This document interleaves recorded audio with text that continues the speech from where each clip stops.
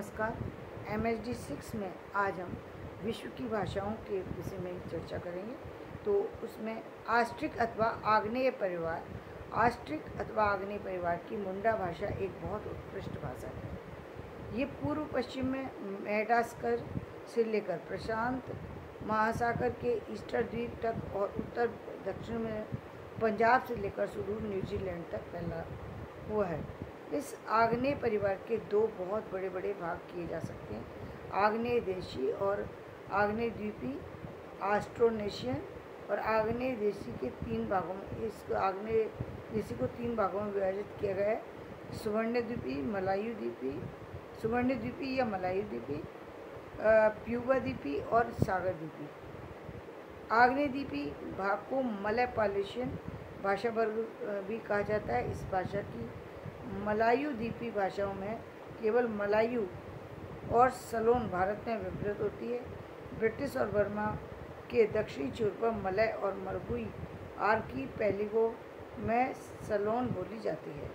भारत में आग्नेय देशी भाग की भाषाएं अनेक स्थानों पर विभक्त होती हैं। प्राचीन काल की ये भाषाएं पूर्वी भारत अर्थात हिंदी चीनी प्रायद्वीप में भी बोली जाती हैं, लेकिन इस समय अब इनका लगभग लोप ही हो गया है। इस समय जो भाषाएं हैं वे दो प्रकार की हैं, मोन खमेर और मुंडा अर्थात मुंड या फिर कोल और सावर। मोन खमेर, प्लोगोवा, खासी और निकोबारी, ये जो है चार जो है ये भाषा वैज्ञानिकों ने मोन खमेर को इन चार भागों में बांटा है। कौन कौन से? मोन खमेर को चार भागों में बांट दिया गया। मोन खमेर, प्लोगोवा, खासी और निकोबारी। मोन खमेर का प्रचलन और प्रसार की दृष्टि से अधिक महत्व है। दूसरी बात यह है कि मोन खमेर भाषा की संपन्नता अपने तीनों भागों से बहुत बढ़कर है। ये साहित्यिक दृष्टि से भी सर्वोच्च व लोकप्रिय है। राजनीतिक दृष्टि से इसका महत्व इस आधार पर समझा जा सकता है कि हिंद चीन में मोन खमेर लोगों का ही साम्राज्य फैला हुआ है, लेकिन आज इस भाषा का प्रसार बर्मा, श्याम और भारत की कुछ जंगली जातियों तक ही सीमित होकर रह गया। इस तरह ये भाषा कंबोज के प्राचीन निवासी खमेर लोगों के द्वारा विवृत होती है। इसमें बहुत उच्च कोटि का साहित्य प्राप्त होता है। वर्तमान समय में इस भाषा को श्याम के सीमावर्ती प्रांतों में विवृत होते हुए भी देखा जा सकता है। यह भाषा वास्तव में बहुत मंझी हुई भाषा है। प्लोगोवा उत्तरी बर्मा की जंगली बोलियां हैं।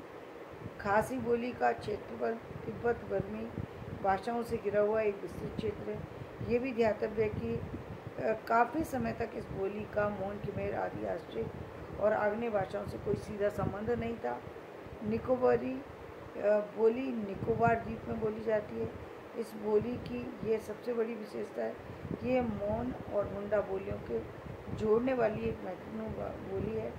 इसी प्रकार खासी बोलियों का शब्द भंडार भी मोन भाषा से बहुत मिलता जुलता है। इस बोली की रचना बनावट भी मोन भाषा से बहुत मिलती ही नहीं, अपितु ऐसा लगता है कि मोन भाषा ही बोली जा रही है। तो धन्यवाद। आज हम इसको यहीं समाप्त करते हैं, कल हम इस पर आगे की चर्चा करेंगे।